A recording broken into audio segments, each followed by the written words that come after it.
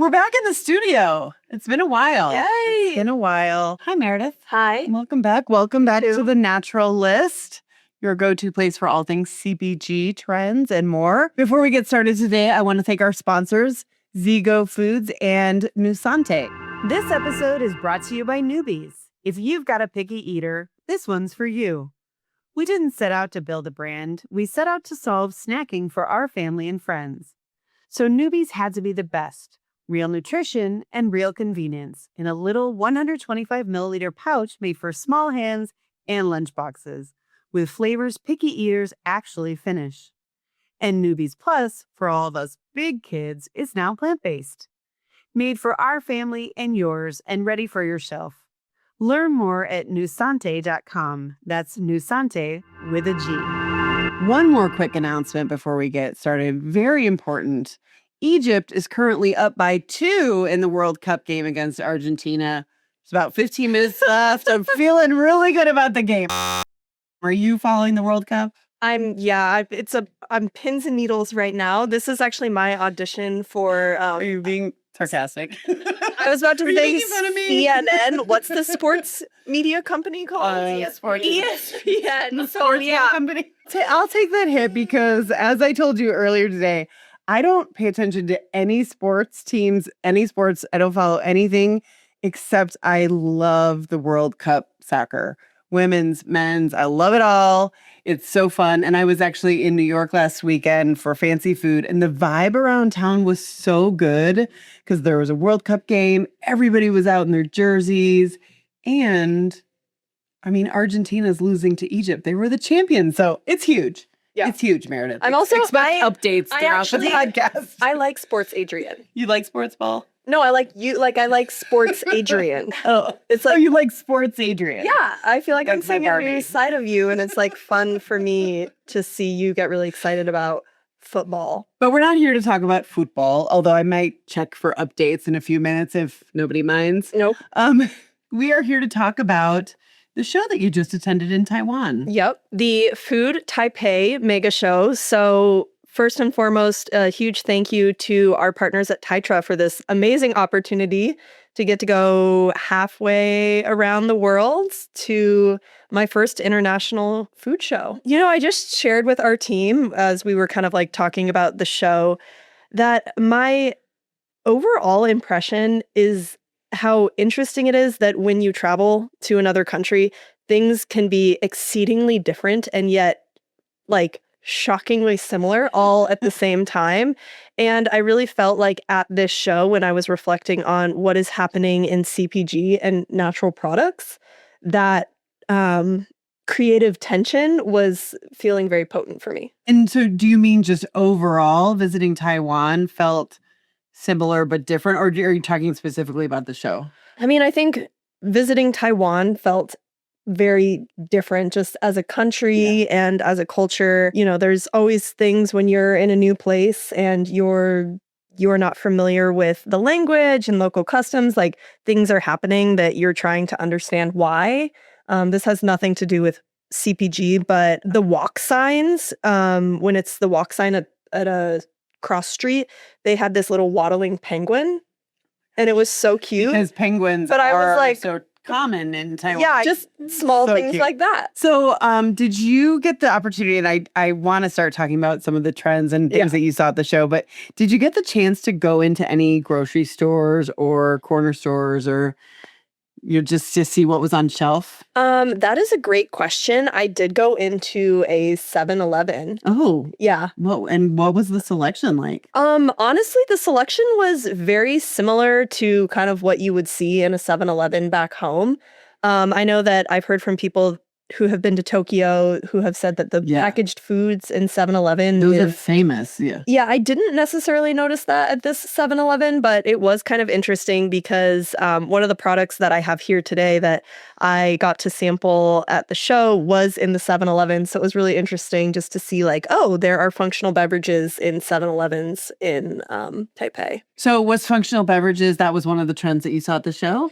Yeah, we can just kind of dive right in with that. Let's hear it. So obviously functional beverages are very popular right now in the States. I The feel thing. like every show we go to, yes, there's 10 new functional beverages. And also, it's a really saturated market domestically. I was really surprised that, in the conversations that I've had, it's only just seems to be emerging in Taiwan right now. And what were some of the functional ingredients that you did see being spotlighted? Yeah, so here's one, like I mentioned, and apologies, I wanted to sample it and then I put it in the freezer, so it's half frozen. You had jet lag. Yeah, no, this was yesterday, actually. I came to the office and then I froze the drinks. So this is a Beauty from Within beverage, fruit juice base, so it's all fruit. It has no sugar, but also no alternative sweeteners. And this one, like I mentioned, it's supposed to be for beauty. So the primary ingredients are collagen and vitamin C. And then this company also had another SKU, which they're calling the Awake beverage. And it's an energy drink, but it doesn't have caffeine. And it's supposed to be from botanicals. So I know off the top of my head, rhodiola is one of the ingredients in it. So it's supposed to be like a more natural source of energy. This smells great. And it's called passion. Is it passion fruit? It smells like passion fruit. I don't know if there's passion fruit in it. The company is just Passion 24. And I know that it was started by a very large juice company that's based in Taiwan. So this is kind of their functional beverage spinoff. I was just curious because I have seen passion fruit a ton this year. And just coming from fancy food, one of the flavor profiles or juices that I saw there a ton was guava. Oh, so I feel did like see that yesterday. That's like the new hot thing. All right, what else have you got? Okay, let's keep talking about beverages. Okay. Switching gears from functional beverages to just fun beverages. This brand, Rain Boba, this is popping soda. And to me, this is kind of genius because it is boba soda. Have you ever heard of soda with boba? It sounds like the best thing I ever heard. Yes. So dual texture. I think that is such like it's fun innovation. So yeah, tapioca pearls inside of a soda, and the flavor is also interesting. I think it's a yuzu blossom. So I'm so sad this is frozen. Yeah, it's delicious. Yep, it's frozen. So Boba was huge at the show you mentioned? Boba was huge at the show, and I think one thing I didn't realize before I attended the show is just how important tea is to Taiwan. I mean, Taiwan is a very small island, and yet the number of things that this country is producing, it's actually extremely mind-blowing. We all know it as the major place for semiconductors and all things chip related. But I mean, tea, the geography is just perfect for tea. And so it's a huge part of their culture. And boba tea is also just another really huge part of the culture. I drink more boba tea than I want to admit. And you had mentioned to me earlier when we were kind of downloading after you got back from the show that there was another innovation besides the tapioca. Yes. There was another really interesting innovation with boba. So I just learned that boba is maybe not as healthy for you as... You thought it was healthy. That's cute. Apparently it's not. Sweet. Yeah, I had no idea. Actually, I had no idea. But this is a company that is crafting a replacement that is made from white fungus. So it's supposed to have the texture inside of a boba tea or a soda that mimics just the mouthfeel of the tapioca, but it is derived from this fungus and it has no calories and no sugar. I know that it doesn't sound... Did you get to taste it? I did, yeah. And it tasted like any other sort of textured gelatinous like thing in a drink. And I don't know, are you into boba? Okay. I don't like really sweet stuff. So for me, boba's very sweet typically. Gotcha. But you know how if you go to a boba place, you can order different sorts of textures inside the tea that are not necessarily tapioca? Like, yeah, I like it. I mean, it reminds me of fish roe, which I do really like. So I like that feeling of like popping on a salmon roe, but it's actually mango. Yes. But yeah, it's a little sweet for me.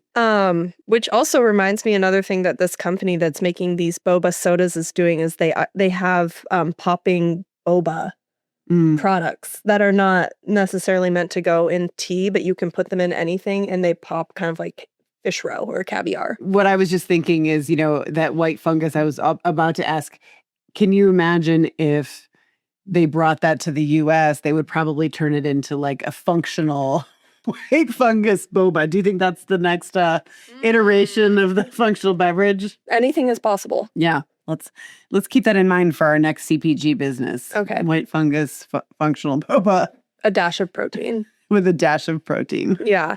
Which also gets me to another trend that I think is worth mentioning, which is one of the things I really wanted to know when I was going to this show. Are people there obsessed with protein? Are people eschewing seed oils? Like, how much on point are all of these things that, we're talking a lot about right now in the United States? And protein is certainly taking off in Asia right now. So I thought it was really interesting to recognize that there are certain things that just become global. You might have seen ZEGO and CEO Colleen Cavanaugh at Expo West or Newtopia Now, on the show floor or on stage talking about regenerative agriculture and specialty grain supply chains. If you haven't met them yet, let me introduce you. ZEGO makes delicious organic oats, muesli, and superfood oatmeal, gluten-free, food allergy-friendly, regeneratively grown, and made right here in the U.S., and glyphosate-free. And they back this up. Scan the QR code on any ZEGO package, and you'll see their latest third-party test results for pesticide residues, heavy metals like lead, and gluten. You can find ZEGO at natural food stores near you, Sprouts, Natural Grocers, Lassen's, Jimbo's, Erewhon, and Mom's Organic Market, or at ZEGOFoods.com. And there's a special offer for the Naturalist listeners. Use code PODCAST for 10% off your next purchase. One company that I talked to that is a co-manufacturer had mentioned that demand for protein is so high. They're also experiencing shortages of whey protein. So that's also something that's global. And the price of whey is, I want to make another whey pun, but way up. Yeah. There really can't be too many. Yeah. That's true. So it struck me that, protein noodles, protein ice cream, all of those things are coming online there. And then in terms of the oil thing, that was not something that people were really talking about. So the seed oil conversation. Yeah. There was there was one company that had an olive oil popcorn that is in the gallery that will be published on newhope.com. Very soon. And they're prominently marketing it as, made with olive oil. But it seemed to me like it was more about the flavor. Okay. Rather than the health side of it. I think that's interesting. I mean, I do sometimes wonder, too, when you have an olive oil popcorn, how much of a difference is popping that popcorn in the olive oil really making in terms of health benefits? So I think it's kind of cool that they're focusing on the flavor profile of olive oil. Yeah. I did too. And I thought, the product tasted great. So I really liked that because they also had sweet flavors, but made with the olive oil. Yeah. So it just created this savory and sweet product at the same time. Were there any other oils? Because, avocado oil is obviously big in the U.S. as well. Was there any kind of different oil that you found there that was interesting? Yes, there was. One thing that I saw all over the show floor is, I think we decided it's called camellia oil or My grandmother always said camellia, but she's from the South, so. Well, we're taking suggestions for how Maddie, you pronounce what do you this. say? You're from Texas. Camellia? Camellia. Camellia. Okay. Camellia oil. I think that's also how they say it in Taipei. But it is derived from the camellia plant, which is actually a flower that is native to China and Japan. And what's interesting is that while it is technically a seed oil, it has a very similar nutritional profile to olive oil. So it's very high in the monounsaturated fats and much lower in the polyunsaturated fats.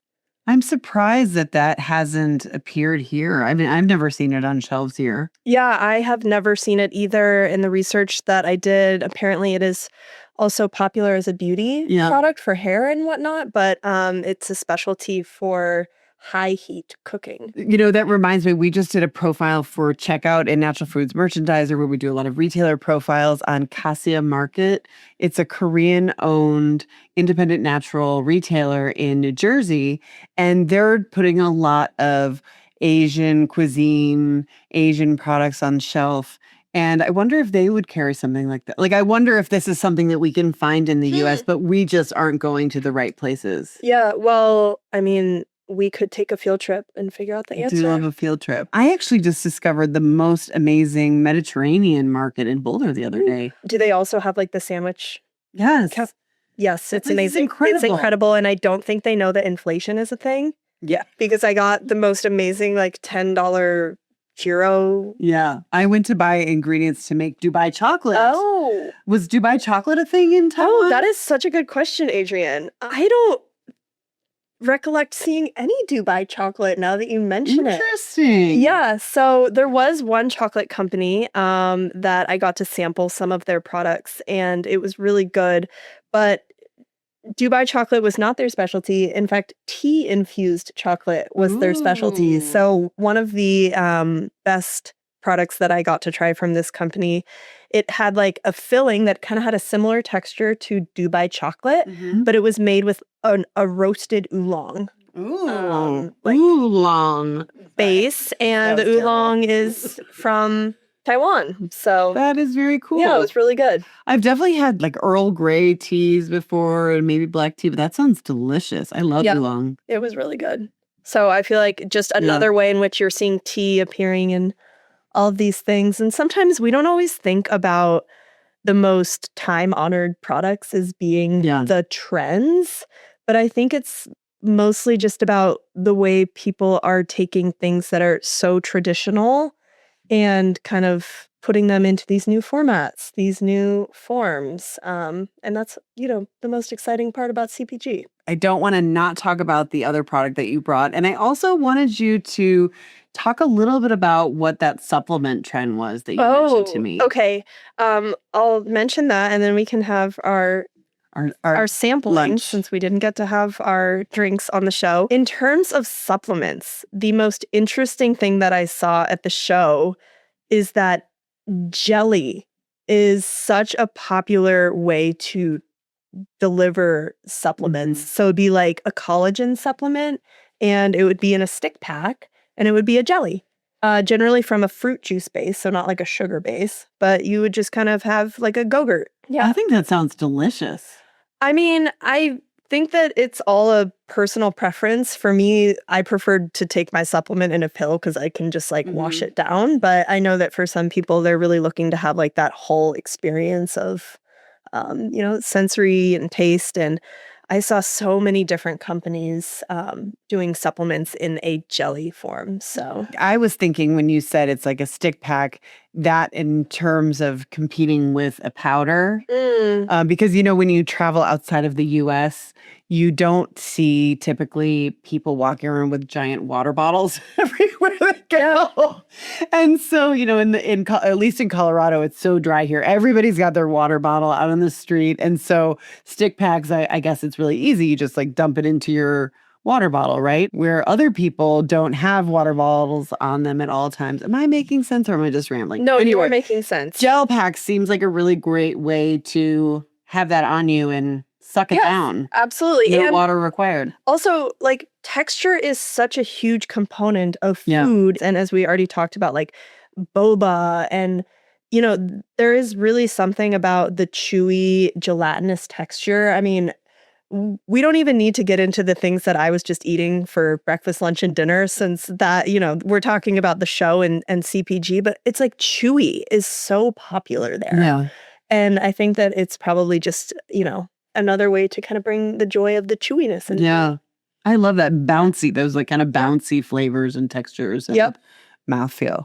I love that. It sounds delicious. Should we try? Yeah, let's try. What have you got? Oh, this is Captain Danny, and I brought this for Adrienne, my boss, because she tried this at Expo Because West, otherwise you're fired. and she really liked it. Oh, Captain Danny. I thought we could have some of it. This is made from rice instead of corn. And they have another protein potato chip that they had at the show. So protein making its way into chips there as well. I'm But just going to help myself here. please do. That was the whole point. So I just thought we could kind of end things with having some. Oh, these are delicious. They're kind of ready. sweet. I love the texture. It really does feel like popcorn, but without the stuff that gets into your teeth. Yes, it has no kernels. That is, you're right. The part that I was forgetting. That's what the marketing should be in the U.S. market. Floss-free popcorn. I like I that. really should sell these ideas. All right. Well, Meredith, I'm glad you had a great trip. It's so nice to have you back. And it's really exciting to hear all about these trends. I know you already published an article on newhope.com talking about some of these kind of overarching trends. And now you've got a gallery that's out. Mm-hmm. So be sure to check that out on newhope.com. And yeah, looking forward to when these drinks defrost and we can chug a lug. I'm looking forward to it too. Thanks for being here. Rate and subscribe and see you next time.